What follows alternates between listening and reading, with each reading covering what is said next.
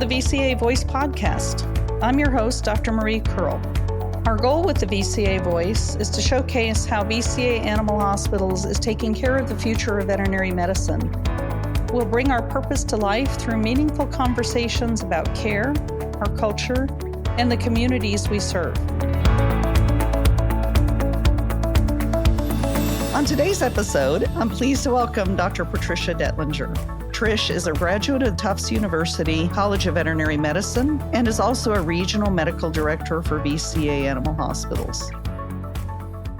Hi, Trish. How are you today? Hello, Dr. Kerl. I'm doing great. Thank you so much for having me.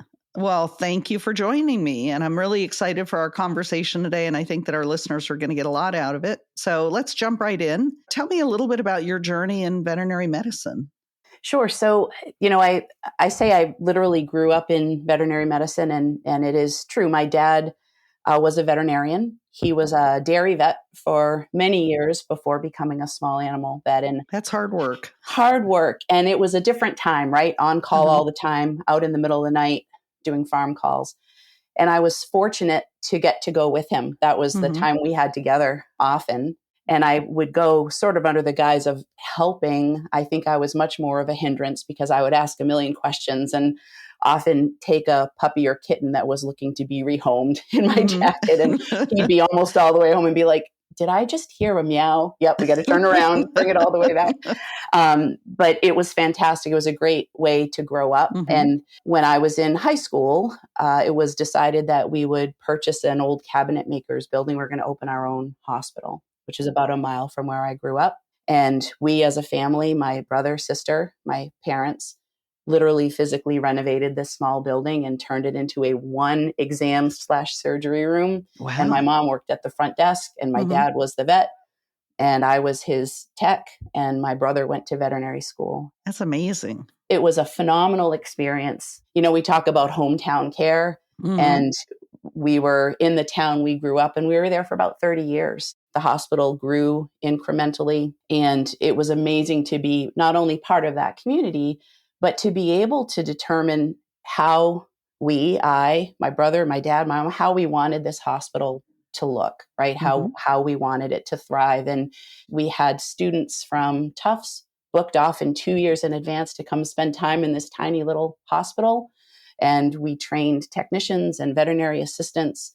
And it was a wonderful experience to learn and grow, not only as a veterinarian, but as a owner, right? As a manager, I went through all of those, started in the kennel, worked my way up in my own hospital and learned all the ins and outs of operations. And it really set me up to be successful moving forward, to know kind of globally what should a hospital look like? What can it be? So now I assume there was a transition from the one exam room, one surgery building into something larger. When did that happen? Yeah, it happened through stages, right? As the business allowed.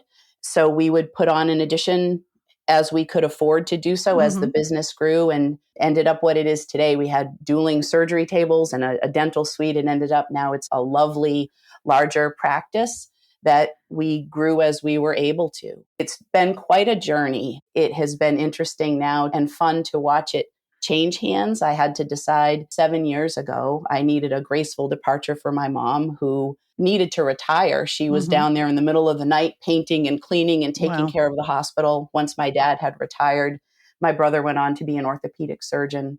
So we needed a legacy plan for this amazing group of people in this hospital.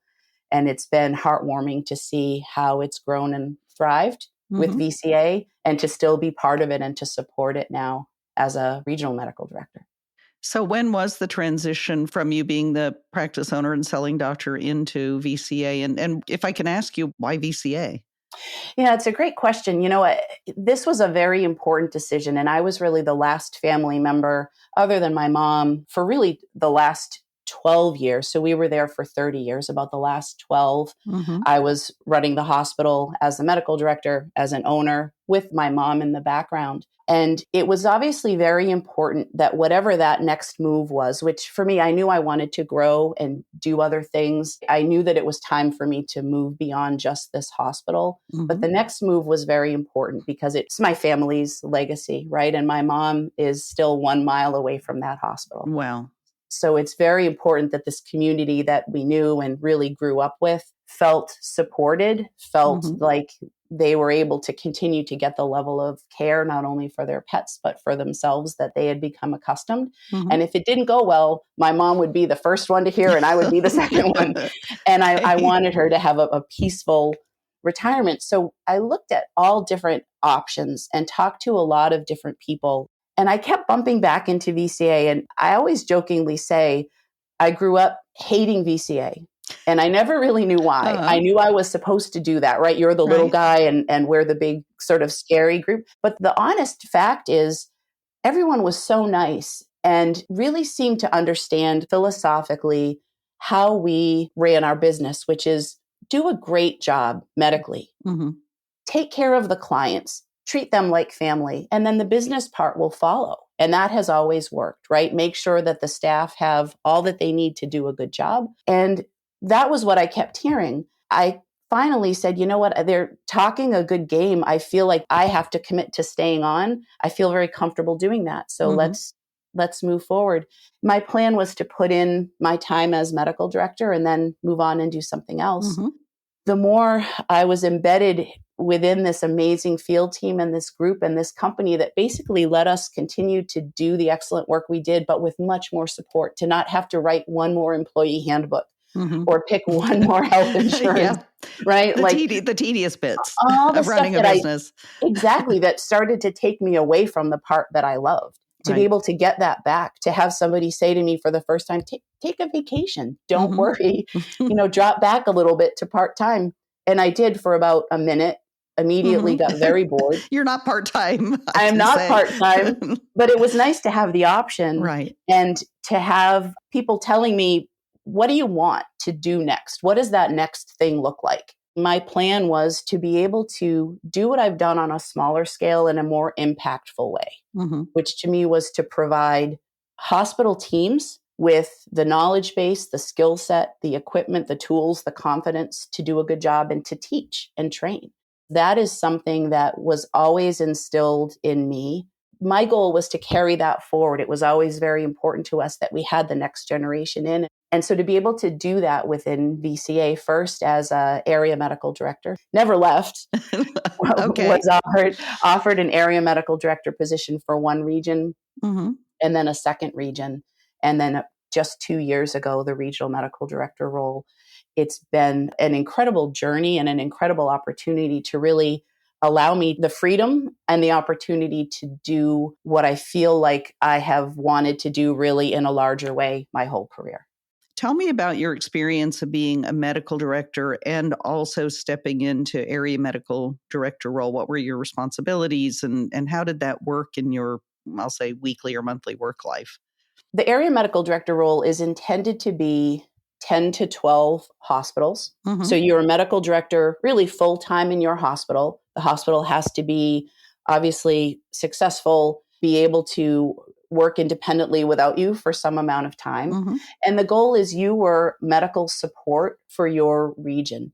It is intended to be a day a week. So you're pulled out of your hospital for a day. And I say intended. I like the term intended to be. Okay. I think it's very important to be clear because what will happen is, so you go and you basically support the hospitals in whatever way they want. You take the first really year just getting to know them and become a medical resource, right? If people need any sort of help, what will happen is you make those inroads and now you've got a lot of people calling you and asking you a lot of things. And to have the freedom to be able to support those hospitals in whatever way really they need allows you really to grow and thrive. So it's a very valuable role, particularly now being a regional medical director. I could certainly see the benefit of having more boots on the ground. And that's one thing I think that makes us great as a company is that ability really to be available to the hospitals when they need you in real time.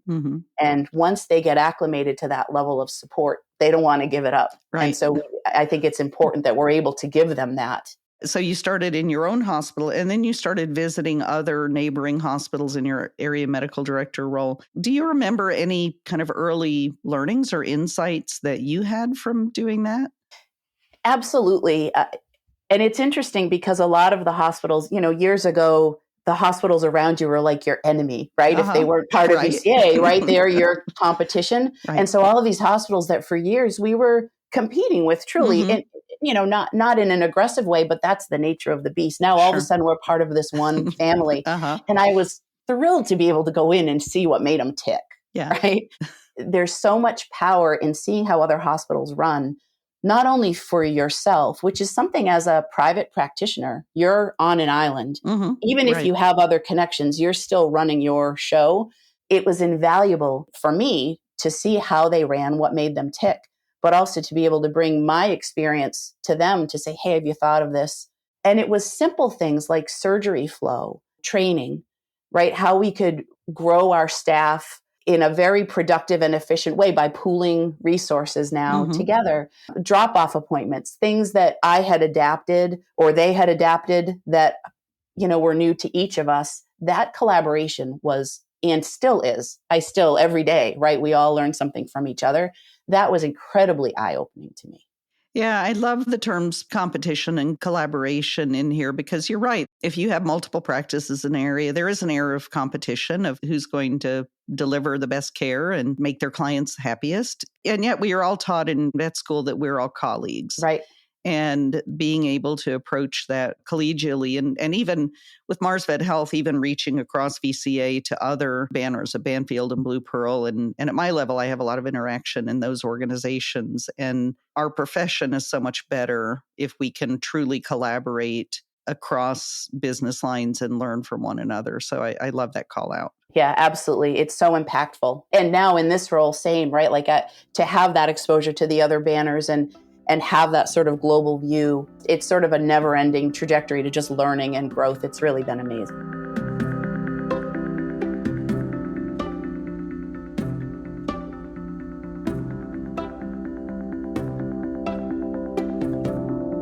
One of the other reasons that I invited you on the podcast that I really want to learn about is that the North Atlantic region has a really unique partnership with Monty Tech that's really helping us take care of the future of veterinary medicine. I'd like for you to tell me a little bit more about how that partnership started and what that even means. About a decade ago, when I owned Sterling, I was approached by the superintendent of Montechusett Regional Vocational Technical School. It's located in central Massachusetts, in Fitchburg. It has about 1,400 students. And they had approached me as just a local practitioner because they were contemplating starting a veterinary assistant program. And they wanted first to find out what is their need. Of course, when has there never been need? There's certainly need. And we'll take all of them. We'll take all of them. So we elucidated, yes, there's a need. We can definitely support that. So we drew plans and determined what equipment would they need, what would the flow of the hospital look like. That was right around the time that I joined VCA. And I'm so pleased in retrospect that I ended up here because this was a very important partnership to me. I was allowed to continue and grow. So when I mentioned it to my field leadership at the time and said, we should do something here, right? This is going to be big. I was thinking we should name a room, and we ended up sponsoring the medical director. Wow. So this hospital was brought to fruition and built by the students of the school. So This is a vocational school. So all of the different trades, the shops, built what is the most beautiful facility you've ever seen. Giant learning hub for this program, right? For these future students. So we sponsor the medical director there. The hospital opened in 2019, and this school district, the population is very diverse. More than 37% of the students are classified as high needs, and over a quarter are economically disadvantaged. We want to share that veterinary medicine is open to everyone. This hospital is a community hospital. Okay. So it supports pets that would otherwise be underserved. So the clients have to actually qualify financially to receive care. The students are rotating through the hospital. And I was very, very lucky that VCA saw that and saw all of the value, right, that I had seen. And it's phenomenal, the tendrils that sort of spread good, right? It's amazing for the students. the clients, the pets. We are fortunate to be able to use this amazing building for teaching and training. There's a learning hub that is absolutely exceptional. We do our dental labs, we do CPR training, global fast ultrasound training. We have a partnership with the assistance dog service as well, where we'll do spays and neuters for those dogs, bring in our VCA Academy doctors to do those procedures. And the students are plastered against the surgery window, practicing their monitoring and their watching. Uh-huh. And when we do these trainings, the students are all on the periphery. They're talking to our doctors. They're talking to our tech supervisors, to our assistants, our CVTs that are doing trainings there as well. And it is amazing experience. It is inspirational to see. They get to sort of learn, well, what does a hospital manager look like, right? Mm-hmm. These students, what is my path forward? Well, here they all are. And it really is just an incredible partnership. Given that this started in 2019, have you been able to follow up with any of the students that went through, and how are those students doing? Yeah, they're doing great. So we have hired a lot of them. The goal, obviously, too, is to provide experiences. These students go out to co-ops as part of their training, and we want to provide that co-op experience for them. We have local hospitals where these students will rotate through.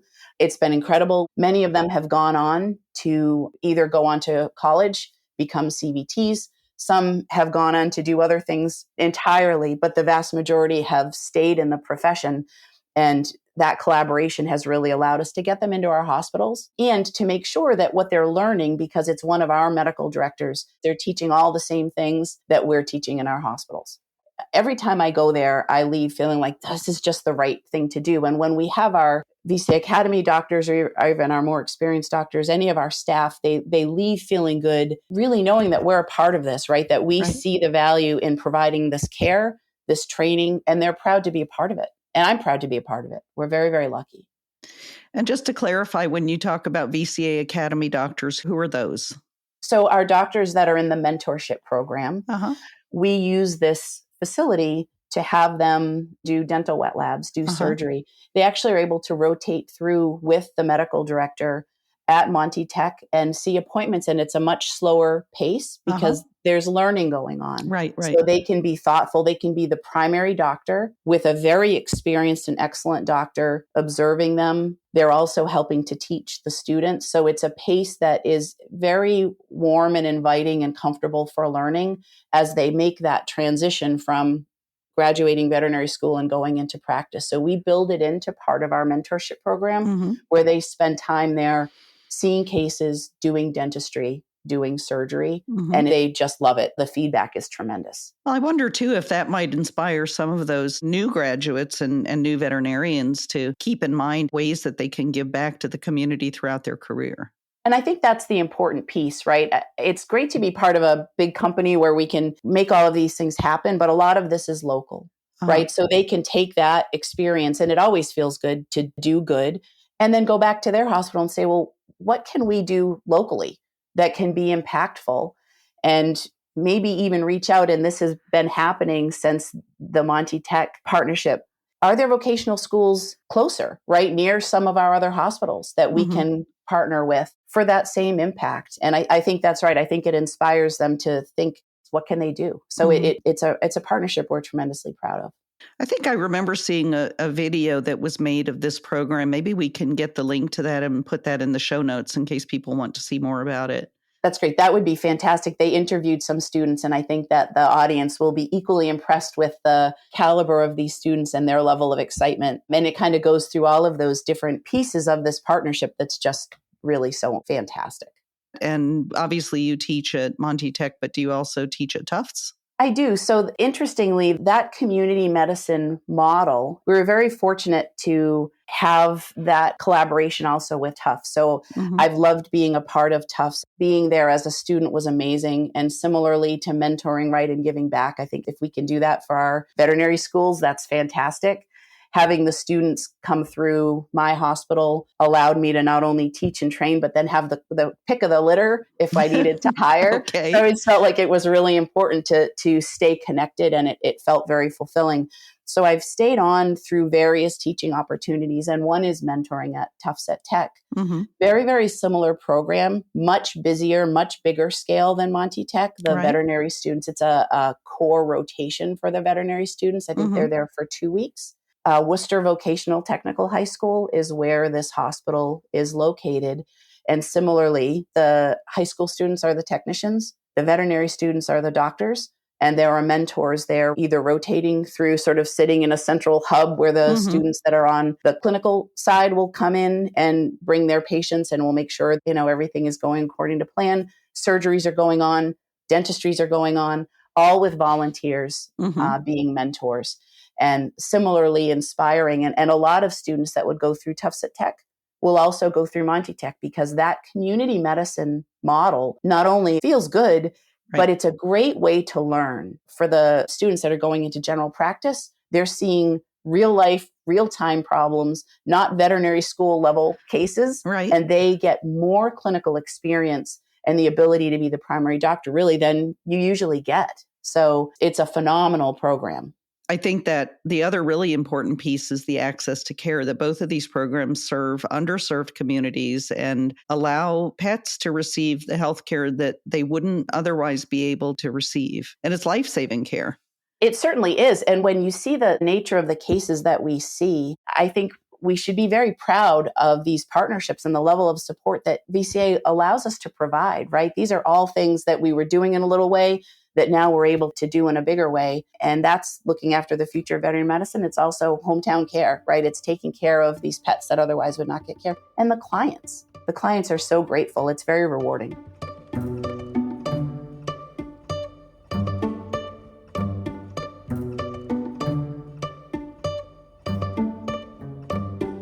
In my time in education, I feel like I learned so much more than I actually taught. What do you think that teaching helps you to learn and to keep front of mind? It's very important to feel like you're always learning and growing and not being stagnant. And for me, not only does it feel great to teach, but to feel like you're also learning and you're keeping up with what's happening in the veterinary schools and with current medicine. And so for me, it always makes me feel like I'm sharpening my saw. I think I always learn not only medically, but I think it also helps you to learn how to communicate differently or better or deal with different personalities. But my favorite thing to do is to be surrounded by people who are learning and growing and feel like you're contributing to that in some way. Well, we're nearing the end of our time together. So in closing, what advice do you have for both veterinarians and technicians who want to become more involved in teaching and mentorship? I think there are so many opportunities within VCA. So talk to your field team, but also, like I mentioned before, we want to look locally. What can we do? How can we bring that teaching either to possible locations near us or get those folks into our hospitals to teach? That would be my best advice. Is there's so much opportunity. Some we can definitely help connect with and want to, but some are right there. You just have to reach out and grab them. That's our best resource. So reach out and see what local opportunities are there. So many. Oh, that's wonderful. I really, really appreciate the time that you've taken for this conversation. It's always wonderful to be able to talk with you and catch up with you. And we're very lucky to have you in VCA. So thank you so much. Thank you so much again, Marie, for having me. It's really a privilege. Thank you so much for listening in. If you enjoyed today's episode, please consider subscribing. Don't forget to leave a review to let us know your thoughts and share the episode with friends. Follow VCA Animal Hospitals on social media at LinkedIn, Twitter, Facebook, and Instagram. For more inspiring stories, visit our website at vcavoice.com.